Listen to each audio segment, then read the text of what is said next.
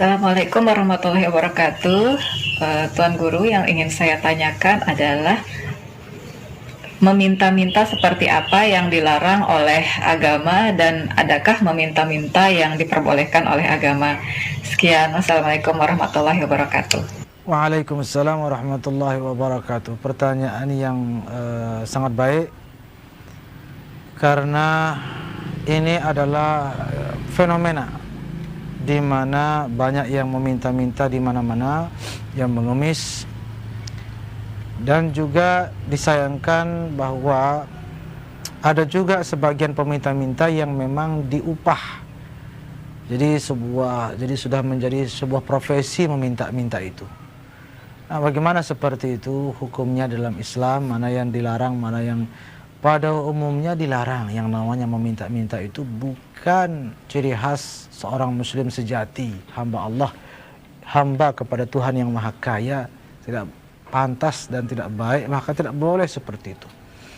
Langsung saja, mungkin lebih konkretnya saya mohon izin membacakan sekitar 3 hadis yang sahih yang disabdakan oleh panutan kita, suri tauladan kita, yaitu baginda Rasulullah sallallahu alaihi wasallam.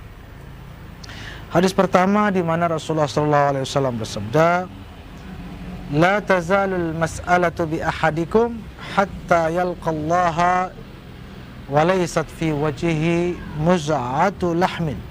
Hadis sahih di mana Nabi bersabda, tidaklah seseorang di antara kamu sekalian terus meminta-minta di tempat-tempat umum, tidak mau bekerja, malas bekerja, hanya mengemis dan mengemis saja yang dia lakukan, yang dia harapkan uang pemberian dari masyarakat atau orang-orang kaya di sekitarnya, hatta yalqallah, kecuali di hari kiamat nanti dia menjumpai Allah dalam keadaan mukanya itu tidak ada, atau tidak ada daging di mukanya sedikit pun, saking betul-betul hinanya di mata Allah Subhanahu wa ta'ala. Bayangkan, yang namanya pengemis itu sudah hina di mata manusia. Tidak hanya di mata manusia saja, syukur-syukur di mata manusia hina, di mata Allah tidak hina. Ini di mata Allah Subhanahu wa ta'ala juga sangat hina. Wal'ayazubillah. Hadis kedua di mana Rasulullah sallallahu alaihi wasallam bersabda, "Man sa'alan nasa amwalahum takaththuran fa inna ma yas'alu jamran falyastaqil aw liyastakthir." Hadis juga sahih riwayat Imam Muslim. Nabi bersabda, barang siapa meminta-minta dari orang-orang, harta-harta orang sekitarnya, meminta-minta takaththuran, ini yang perlu digarisbawahi, tujuannya untuk memperbanyak hartanya. Berarti dia bukan betul-betul butuh, mendesak, darurat, tetapi dia memang berkecukupan dan dia ingin memperkaya diri dengan meminta-minta itu. Apa kata Nabi SAW? Maka sesungguhnya dia seperti, bahkan sesungguhnya dia sedang meminta bara api untuk bekalnya di neraka nanti. Falyastaqil aw liyastakthir. Kata Nabi, silahkan, mau dia banyak bara apinya atau sedikit tergantung banyak mintanya. Kalau dia banyak minta, maka banyak bara apinya di neraka nanti. Kalau sedikit mintanya, sedikit bara apinya. Tapi sama-sama di api neraka yang namanya meminta-minta itu. Sekali lagi, dia berkecukupan, tidak terlalu mendesak, lalu dia meminta-minta, maka itu adalah perbuatan haram dan dimurkai oleh Allah Subhanahu wa ta'ala dan juga oleh baginda Rasulullah sallallahu alaihi wasallam. Hadis ketiga, di mana sekali lagi Rasulullah sallallahu alaihi wasallam bersabda, "Innal mas'alata la tahil." Yang namanya meminta-minta tidak halal alias haram, illa li ahadi thalathah, kecuali bagi 3 orang. Nah, 3 orang ini pengecualian. Boleh yang 3 orang ini meminta-minta atau mengemis di tempat-tempat umum, di jalan umum, atau door to door, atau langsung datang ke orangnya barangkali. Selain daripada itu haram. Siapa yang 3 itu? Rajulin tahammala hammalatan fahallat lahul mas'alatu hatta yusibaha thumma yumsik. Orang yang bebannya berat sekali. Berat bebannya. Misalnya dia punya anak banyak misalnya, atau hutang yang besar, hutang yang berat dan sudah mau jatuh tempo.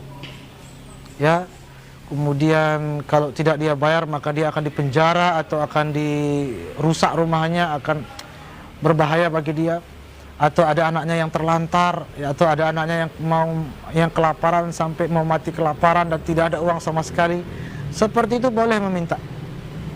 Itu pun boleh meminta-mintanya sampai tercukupi kebutuhannya. Setelah itu kata Nabi fayumsik, setelah itu dia berhenti meminta-minta, hanya sebatas kebutuhan saat mendesak itu saja. Yang kedua, warajul asabathu hajaihatun ijtahat malahu fahallat lahu almas'alatu hatta yusib. Yang kedua adalah orang yang ditimpa musibah berat, termasuk barangkali penyakit yang mengharuskan dia operasi. Kalau tidak operasi maka nyawanya melayang, itu musibah juga. Atau menimpa anaknya, menimpa orang tuanya, dan tidak ada uang sama sekali, maka di situ dia boleh minta bantuan dari orang-orang sekitarnya agar musibah yang dialaminya itu segera diringankan oleh Allah Subhanahu wa taala. Yang ketiga dan terakhir, wa rajulun asabathu faqatun hatta yaqum thalathatu min dhabil hija min qaumihi laqad asabat fulanan faqatun fahallat lahu almas'alatu ila akhirih.